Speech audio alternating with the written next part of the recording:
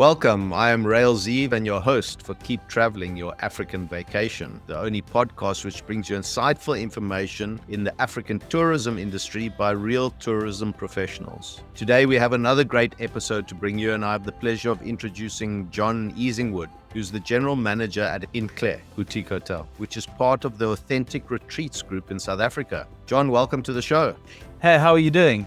Yeah, all good. Thank you. Thank you for coming on board, and I look forward to learning more about the INTLE Boutique Hotel. So let's kick off with whereabouts exactly are you placed geographically? Okay, so INTLE Boutique Hotel is based in the Eastern Cape on the hills above a little farming town called Thornhill. We're almost exactly halfway between Port Elizabeth and then the seaside resort of Jeffreys Bay. So, John, for guests that are coming perhaps from overseas, what would be their main route in to get to you? Mostly we have guests coming either up the garden route, so having left the wonderful Cape Town, the wonderful Western Cape, travelled up through the garden route, and then on their way to Port Elizabeth, 𝐸𝐿𝐸. So they'd come up the N2, leaving Knysna, Pheasantberg Bay, those areas, come past Jeffreys Bay, and then about 35 kilometers outside of Jeffreys Bay, you get the turnoff to 𝐸𝐿𝐸, take that turnoff down the road, and we're about 8 kilometers down the road on the left-hand side. Or alternatively, folks starting off their journey in Port Elizabeth going down, it's 35 minutes from the airport. Again, down the N2, which is a nice big highway, comfortable to drive on. And then once again, the 𝐸𝐿𝐸 turn off and turn right over the highway, and we're about 8 kilometers down the road. Well signboarded, you can't miss it. Okay, now tell me, what does the property offer? What can people expect to experience when they come to INTLE Boutique Hotel? Absolutely amazing. When you're driving along the highway, it's pretty. But when you get here, you have these rolling mountains. From where we are up on the hill, it's layers and layers and layers of hills and mountains, which are quite rugged, going all the way into Bavion's Cliff. So we have the most amazing views, the most amazing sunsets, which are breathtaking. 800 hectares, which is a fairly good size, on which we have some really nice animals. We have lots of plains game, Impala, Besbok, bushbuck, wildebeest, waterbuck, zebra, giraffes, Kudu and Nyala.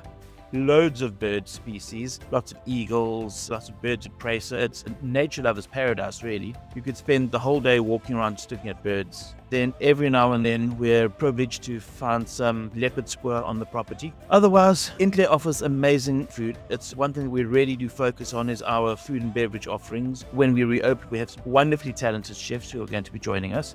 There are nature walks, which you can either do yourself or our guide can take you around. The nice thing with not having predators, not having anything that's dangerous, is that it's really good for the guests to be able to go for a walk. You just take a couple of bottles of water and off you go. The property is well fenced. There's nothing here that's going to harm you. We have a spa, we have a fantastic pool. It gets really hot up here on top of the hill, and it's lovely just to lounge around the pool, taking in the views, or we have a very nice cigar lounge in which to relax. If you look around INTLE itself and in the area, we have Jeffreys Bay, 25 minutes down the road. Fantastic beaches, some nice restaurants. This time of the year, we've got the Surf Classic happening. I think it's kicking off in a couple of days, which brings in a lot of people to the area. The Gamtoos River mouth, again, fantastic beaches, wonderful, big sand dunes to go walk over. Flat beach, miles and miles of beach just to go and walk. So there really is a lot to do in the area.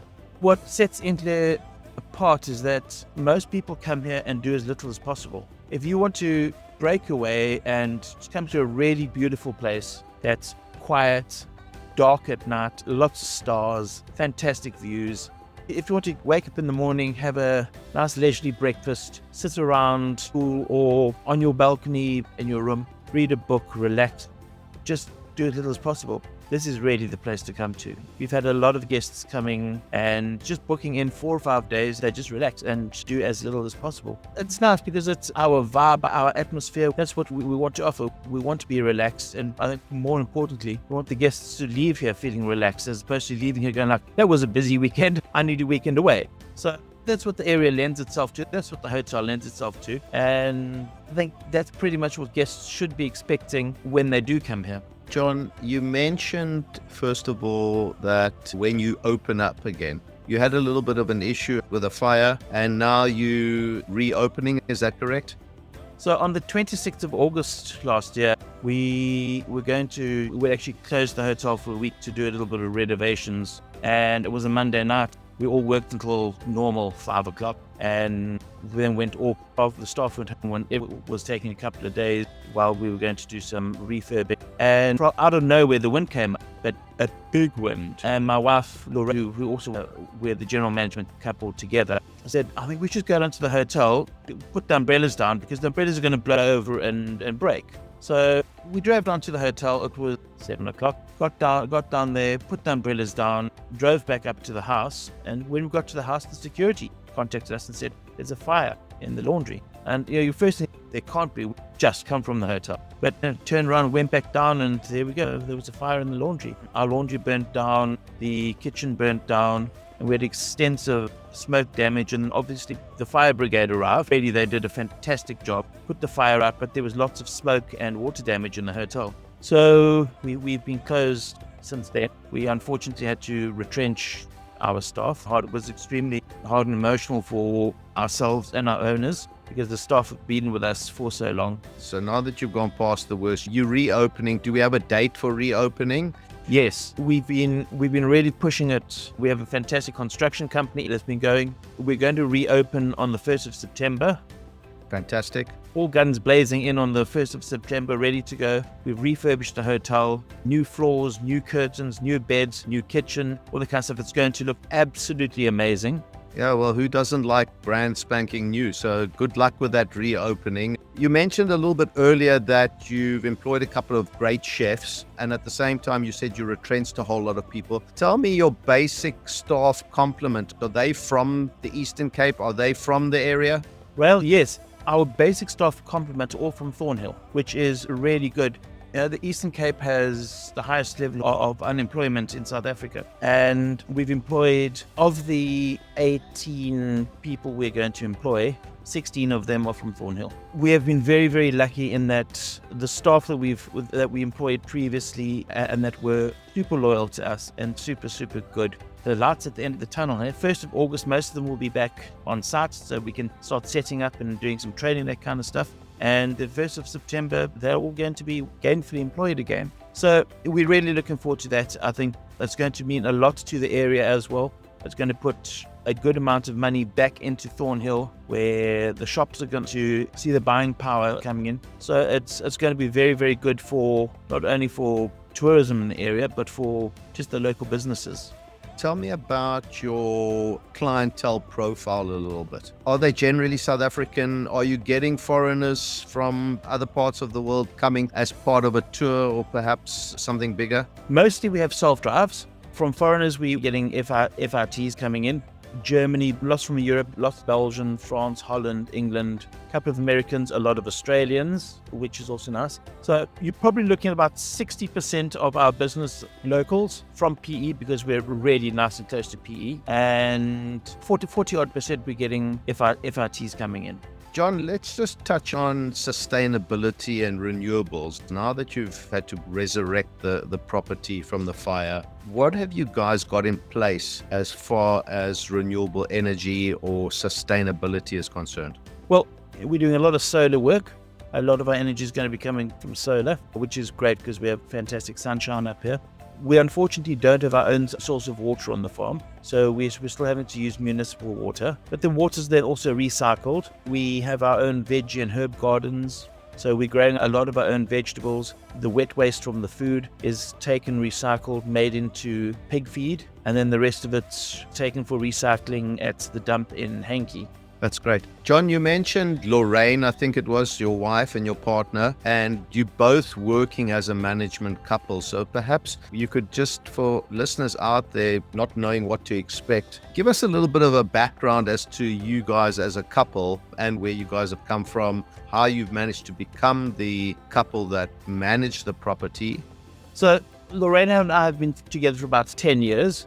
I've always been in the hospitality industry. I trained as a chef. I worked as the executive chef at the Royal Livingston in Zambia. Lorraine has always been in accounting. We went to the UK for a while, worked up in the Lake District, and then came back to South Africa Both of us spent a bit of time in northern KZN, working there, myself as the exec chef, Lorraine, front of house. We then worked up in Timavati, something really nice 5-star exclusive lodges. Son Harry was born, so we couldn't really carry on working in the deep bush. So we took the opportunity, moved down this way, and found ourselves here at INTLE, which is great. I deal more on the hospitality side, food and beverage hospitality side. Lorraine is way more responsible than me, so she deals with accounts, and also she's very good with guests.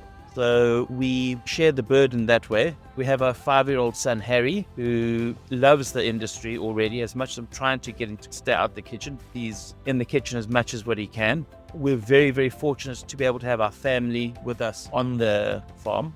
I think everyone understands this is a very hard industry. The hours are long and it can be very tiring. But we're blessed to be able to live on site and in our downtime, to be 5 minutes away from home or work. So the time you do have off, you can be home quickly and you do get to spend the quality time with your family. It makes it a lot easier. Of course, there's some huge advantages to what you and Lorraine are doing. And if the guests complain about the food, John, you can always blame your son anyway, can't you? It's a typical thing. When the guests complain about the food, you blame the kitchen. When the guests say the food's fantastic, you say, I know, I made it myself. I'm sure you've heard it all, John. So with that in mind, having been in the industry for as long as you have, there must have been a particular funny moment or moments that you can share with us that even makes your son laugh today, or one day when he's a little bit older and he understands it better, will make him really have a good giggle.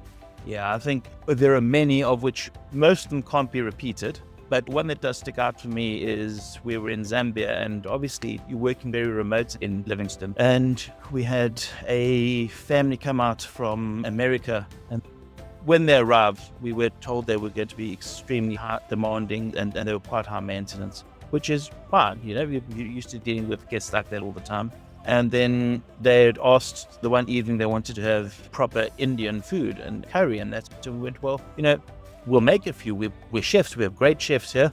But you have to understand that we're not authentic Indian. We'll make something for you and we'll give it our best go. We made them, I think, 5 or 6 different meals, including naan breads, but we don't have tandoori ovens to do it correctly. So you make the recipe, stick it in the oven, and dinner came. And obviously you test the food before it goes out because you know you're on the spot a little bit. I thought the food was great.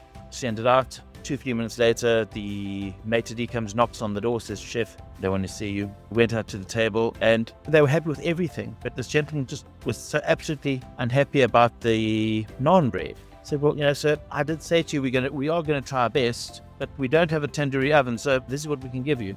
And then he stood up and he got onto his phone and he said, "Well, there's an Indian restaurant in Livingstone and they're going to go and eat there because it's traditional and it's what he wants." So we said, "Okay, no problem.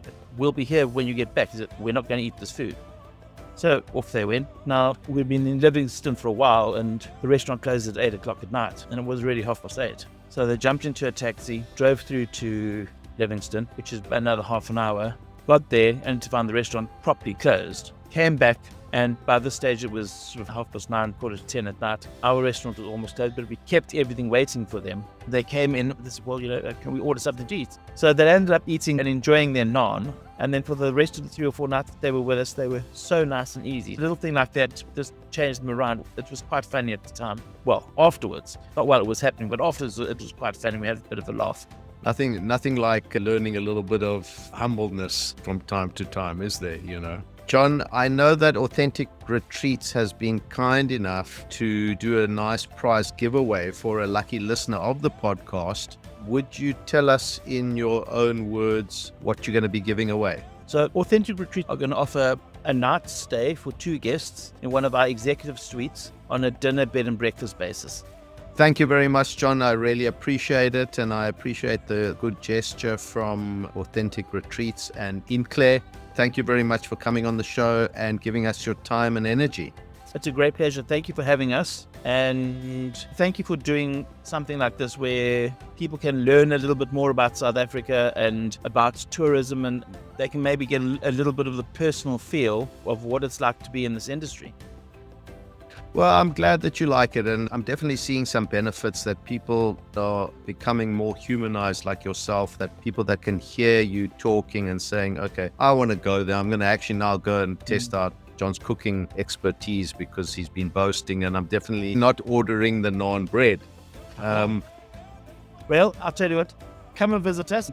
Challenge accepted. Thank you very much. That was John 𝐸𝐸𝐸 from INTLE Boutique Hotel. Do not forget that fantastic prize giveaway. All the entry details can be found in the show notes of this episode, or head over to www.wildsunsets.travel/podcast. If you enjoyed the show, please rate the show on Apple Podcasts or drop me an email. Tune in again next week when I will be chatting to another great African tourism professional. My name is 𝐸𝐸𝐸𝐸, and consider this. A few years from now, you will not remember how much it cost you, but you will still remember the memories you made.